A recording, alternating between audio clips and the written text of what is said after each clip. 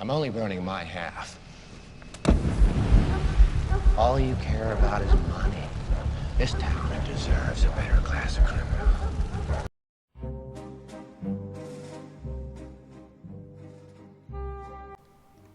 Amazon's The Rings of Power cost $1 billion.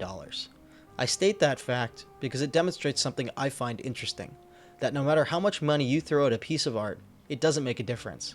With The Rings of Power, Amazon attempted to buy the phenomenon that was Game of Thrones, but what they didn't realize was that all that money came with the baggage that modern corporate productions bring. In this video, I'm going to break down why a show that looks so good and costs so much is so very bad. If there's one thing that The Rings of Power has, it's production quality. The show looks like a movie. The sets, the costumes, the actors, the CGI, and directing are all the best that money can buy. But there's one thing that money can't buy: quality writing. Writing is at the heart of every production, and no matter how good the production is, it can't cover up poor writing. For all its glitz and glamour, The Rings of Power has fundamental story issues.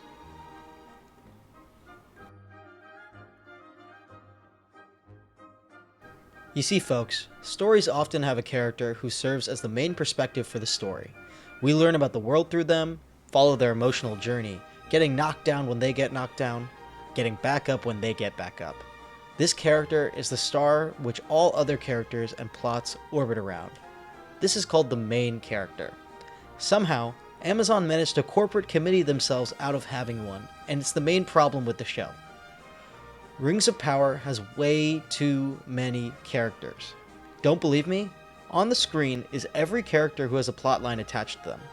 But I'll make it simple for you. It's too many. The show is split into 50 different plotlines that it's hard to identify the core character and the core narrative. It often feels like the entire show is just side plots strung together for an hour.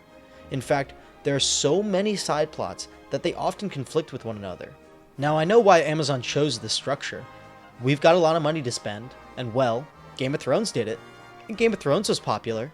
We'll throw together a bunch of pretty people in various locations and give them all paper-thin melodrama. The problem with this is that there's no emotional anchor for the audience to attach themselves to, and therefore, no core narrative to follow throughout the show. Yeah, Game of Thrones did have a lot of characters, but they all started in one location at the start of the story. Game of Thrones also did have a main character, Ned Stark. You follow him throughout Season 1 as the core narrative, and guess what? It was a good show! Now some people will say, Vasishta, Galadriel is the main character. And I'll say, no, she's not. There are huge stretches of the show where Galadriel is not involved at all. There are entire episodes where she's not even shown. Now, I'll admit, at the start of the show, they do attempt to establish Galadriel as the main character. But as the first season progresses, she eventually fades into the background. There are entire plot lines involving characters who have no clue who Galadriel is. But fine. Let's say Galadriel is the main character. She's not a good one. Let's list off some of her characteristics.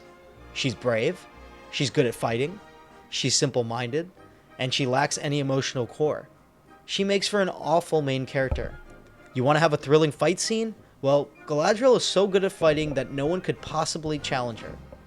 Where's the narrative tension in that? Want to have a subtle political game?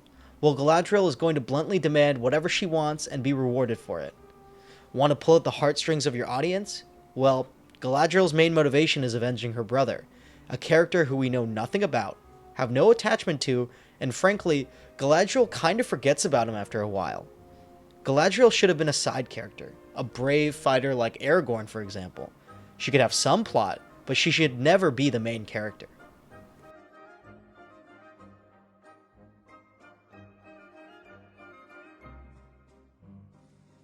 When I ask anyone about the show, it doesn't really elicit strong emotions. People don't love it, and there's nothing really to hate about it. It's just kind of bland, kind of mediocre. It feels like the most expensive CW show ever made, and that's because it's got the same level of creative inspiration as the CW, which is to say, zero. Really, think about how corporate the show is for a moment. When the characters talk, they kind of just outright state their emotions and motivations. Every scene is so blatantly straightforward, and that's because Amazon wants the show to be international. We can't have dialogue be too complicated, because then non-native English speakers might struggle to follow. You return. He is not Sauron. He is the other. The Star. He is... I'm good.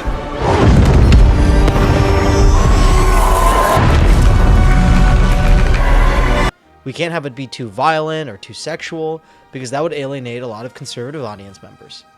We can't have a lot of palace politics, because that's too boring for a lot of audience members. We can't have subtle or complex plots, because most people are on their phones when they watch the show. Rings of Power is so desperate to not offend anyone or bore anybody that it ends up being something even worse. Bland.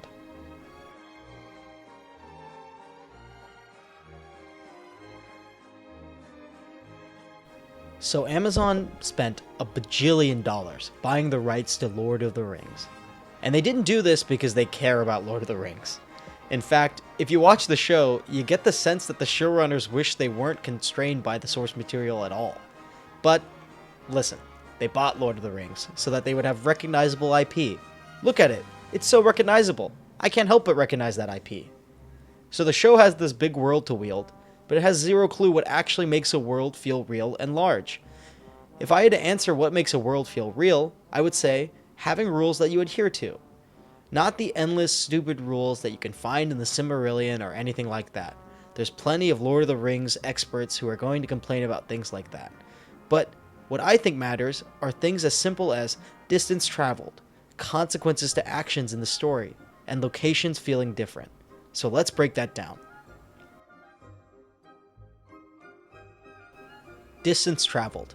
In a show like Game of Thrones, characters would spend entire seasons traveling from one place to another, having adventures and side plots along the way, and it made Westeros feel like this massive place. In Rings of Power, characters are constantly teleporting all over the map. Now, I wouldn't care about that in most cases, but in a show that's claiming to be part of this big, wide world, it completely breaks the immersion. Imagine if in Lord of the Rings, Frodo is told he needs to take the ring to Mordor, and then it just cuts to Frodo walking into Mordor. It wouldn't make Middle-earth feel very big, would it?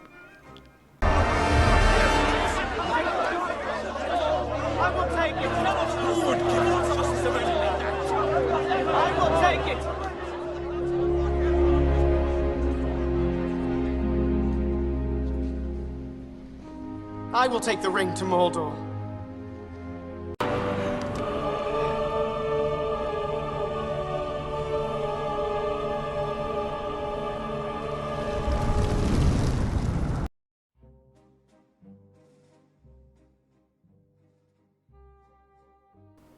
Consequences.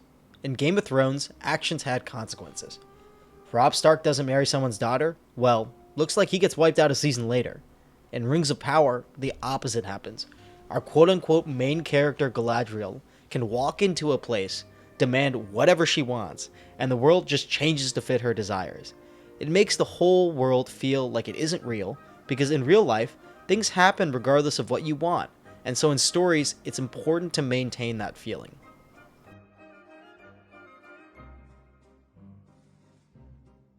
Locations feeling different. So it's no secret that Rings of Power is diverse. Like, super diverse. Now, I know why it's diverse. Amazon likes money, and they think if they put multiple ethnicities in the show, it'll make the show more marketable to different ethnicities. The problem is that Middle-earth is shown to be this medieval age European landscape, but every village, city, and region is as diverse as New York, LA, and Chicago.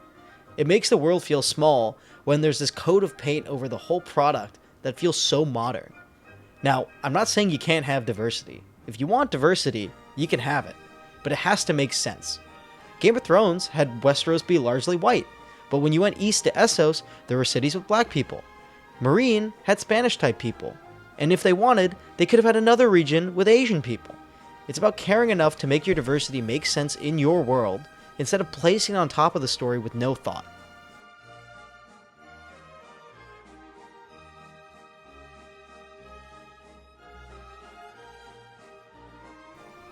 Now, it's easy to criticize a billion-dollar piece of junk, but what would I have done differently?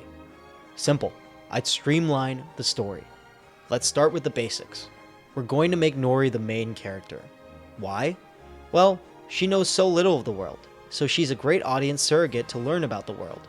She's a physically vulnerable character, so scenes with action would have some tension, and the Harfoots have got some heart, and every story needs some heart. So what's the actual story? The story starts with Nori and the Harfoots migrating across the Middle-earth, to a region that's supposed to have food for the season, but when they show up, the land has been destroyed by some great evil. Spooky. The Harfoots don't know what to do. For so long, they've been so resistant to change, but now the world has left them no choice.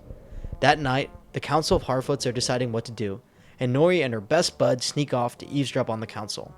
The council is going to run to the elves to ask for help. The next morning, the Harfoots begin to leave, when suddenly, the evil force attacks them. Nori is almost killed, but her family protects her. She's forced to leave them behind, and now she's got to travel across Middle-earth with her best bud to get to the elves and warn them of this great danger. Season 1 is a great journey across the treacherous land of Middle-earth. Along the way, she meets that one wood elf, and maybe some other characters, and we learn information about how Sauron is back. Maybe we'll even establish a few mysteries. At the end of the season, she finally makes it all the way to the elves, but she's turned away. They don't take kindly to outsiders.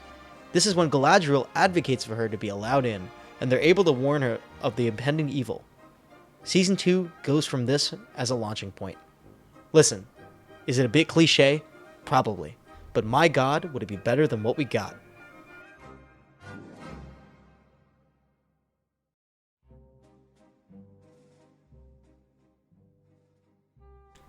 So Rings of Power is going to continue to burn money for a few more seasons until the executive that launched this idea eventually runs out of goodwill and is fired. Amazon will cut their losses and act like the show was a huge success, but we'll all know it wasn't. It was subsidized mediocrity. It's a shame, because budgets like this don't come around every day, and the showrunners clearly wasted their chance. Hopefully some lessons are learned from this failure, and one day we get a great show from the ashes of this one, but only time will tell. Thanks for watching, and God bless.